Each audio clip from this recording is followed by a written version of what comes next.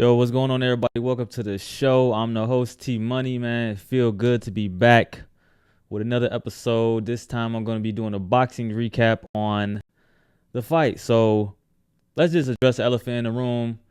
It was a main event card. It was supposed to be Keyshawn Davis versus Edwin De Los Santos in Virginia, hometown of Keyshawn Davis. But unfortunately, he came in overweight, weighed in at 139.3 pounds. About 4.3 pounds over the limit. De Los Santos did the smart thing in refusing the fight and ended up canceling the main event. So that was just very, very unprofessional for Keyshawn, especially you being a main event fighter in your hometown. You missed the weight, you get stripped of your belt, and now it's just unfortunate because I'm pretty sure a lot of fans that came out there in Virginia came just to see him, and it was just super unprofessional, and it was just like a disappointment for me watching this fight being a Keyshawn Davis fan. So let's get straight to the other fights on the undercard. So the first fight ended up being Scooter Davis versus Naheem Parker, a 135-pound lightweight fight for 6 rounds. And I know a little bit about Scooter Davis. I watched him in his last fight, got the knockout in the first round. So coming in, Scooter Davis just was walking him down. He just had no respect for the skill of Naheem Parker. He had no respect for his defense. He looks pretty sharp on point, throwing a lot of punches through the guard. Good body work from Scooter in that first round. And in the second round, Scooter started to load it up, throw some shots that was, crossing the guard, hitting him, sitting on his shots. The corner told him to just jab, touch him up because he didn't have any defense. Naheem Parker wasn't that good of a defensive fighter. So in the second round, Scooter Davis loaded up with a left hook to the body, a big left hook to the body, and Naheem Parker just did not get up. Scooter Davis ended up getting the second round knockout with a body shot. That was a nasty shot. I heard that through the TV, man. That shot was so loud and crazy. Shout out to Scooter Davis, a young up-and-coming fighter, moved to 7-0 with 7 knockouts. Keep him on y'all radar, man. He's really good. And the next fight ended up being Keyshawn Davis versus Michael Velez, a 147 welterweight fight. 6 rounds. Now, Keyshawn being the youngest Davis brother, I was really looking forward to all of them fighting, all of the DB3 brothers fighting, but, Keyshawn missed weight. It's unfortunate, but coming out into this fight, Keyshawn Davis versus Michael Velez, normally the first couple of rounds are like fill-out rounds, so I was kind of surprised that both fighters was really exchanging how they was, and I kind of seen Keyshawn was kind of trying to time him for like a counter punch, which is really a good game plan, a high-volume puncher like Velez was. And in the first round, it was a good exchanges from both fighters. So in the second round, Keyshawn ended up hitting Velez with a left hook to the body. Velez goes down, does not make the count, and we get our second knockout by a body shot just in the second fight of the night. Big shout out to Keyshawn Davis. Great body work, great body shot. That was a good shot. And with just how the fight card started, I kind of thought that this was going to be really exciting for the DB3 brothers, even though Keyshawn wasn't fighting. So the next fight ended up being Kelvin Davis versus Nahir Albright at 140 pounds. This was a 10-round fight. And Nahir Albright actually lost a very close decision to Keyshawn before. So Kelvin was trying to, knock him off too. But coming out in those early rounds, it was the early fill-out rounds. Albright actually caught Kelvin, the oldest of the DB3 brothers, with 2 good right hands in the first round. And, when you just standing in front of somebody, you kind of got to bob and weave and move your head off the line, and Kelvin just wasn't doing that. So in the second round, Albright catches Kelvin with another big right hand that wobbled him. He had to clinch to stay alive, and after he gets rocked, of course he clinches for his life, but I think that instead of him clinching, he should have probably thrown a little bit. And if you see that all he throwing is a right hand, you should definitely move your head off the line of fight. You don't want your head just on a straight line if he's throwing the same shot. Then in the fourth round came the same result, and the same thing kept happening. He kept hitting him with that same big right hand, and he got wobbled again. And from this point on, it just kind of just looked like Kelvin didn't really have his legs under him, especially after that second round when he got rocked, and it just looked ugly, man. And Nahir Albright came with a good game plan to kind of feint a jab and throw an overhand right, because he just couldn't get his head off the line, and he was just hitting him with the same shot over and over. And they should have just did a better job at using his length and his jab to keep him away from him, and using the jab to get closer to him, and just use his length. But for the most part, Nahir Albright was just landing that same overhand right that kept wobbling Kelvin Davis. So coming out into the 6th round, Kelvin kind of started to let his hands go.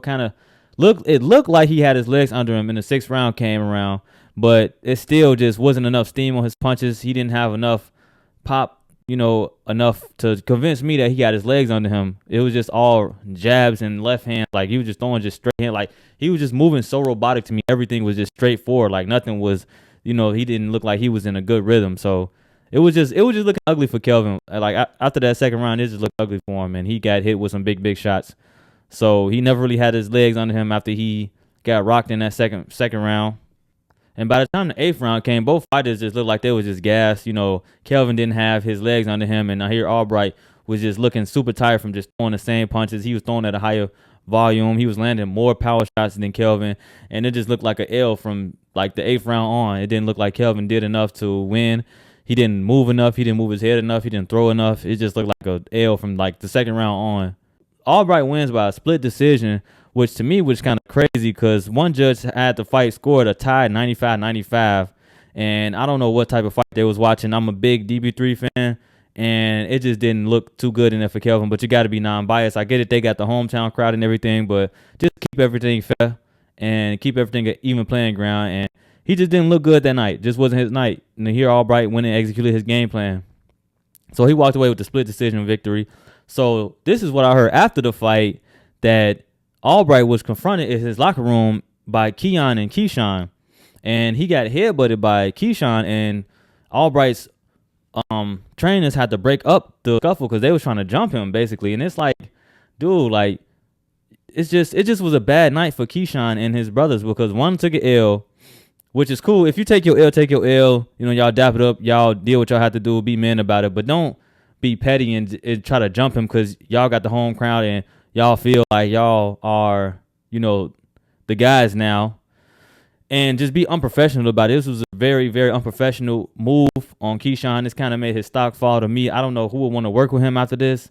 And, it was 2 scuffles. So it was one in the locker room and then it was one in the hallway where punches were thrown and people was pushing and shoving. It was just unprofessional. I don't know no promoter that's going to be willing to work with him, especially if you can't even make weight for your main event and you got the home crowd and behind you, backing you. It was just disappointing. It was a bad night for Keyshawn Davis and everything that he was pretty much representing in Virginia. And to this main event, so this is the guy right here for me, my young brother Abdullah Mason versus Jeremiah Nakatila. So this is a 135 lightweight fight at 10 rounds, and coming out in that first round, you clearly see the difference in hand speed. Abdullah was way faster than him. I heard Nakatila got a crazy right hand, so I didn't want him to overcommit and throw too much. That's what he does. He clips somebody and just go for it, the knockout, instead of keeping both his hands up in that peekaboo guard that his dad taught him, and can overcommit at times. So he showed good patience. Good patience, and he was not willing to overcommit because Nakatila can really land that right hand and really get him out of there if you really want to, if he overcommits. So Abdullah did a great job staying close in the pocket. He caught Nakatila with some good shots in the 3rd round. Hurt him. Didn't overcommit though. He stayed patient, stayed poised, and did what he had to do. Clear difference in hand speed was like the biggest standout point in the fight. Just couldn't keep up with his speed, couldn't maintain him. And in the 4th round, so after the 3rd round, when Abdullah hurt him with a straight left hand, in the 4th round he came right back with the same stiff jab he been landing all night. Caught him with a straight left hand in the 4th quarter that stumbled him a little bit, and I kind of seen Abdullah just step to him and kind of just go for the knockout. But Nakatila kind of survived that 4th round. He had a cut over his left eye, so they go to the corner. He didn't look too good. He was wobbled and everything. He didn't look too good. And by the time the ref came to the corner, Nakatila was saying he couldn't see, and his corner kind of wanted to call a fight off, so they ended up calling the fight off.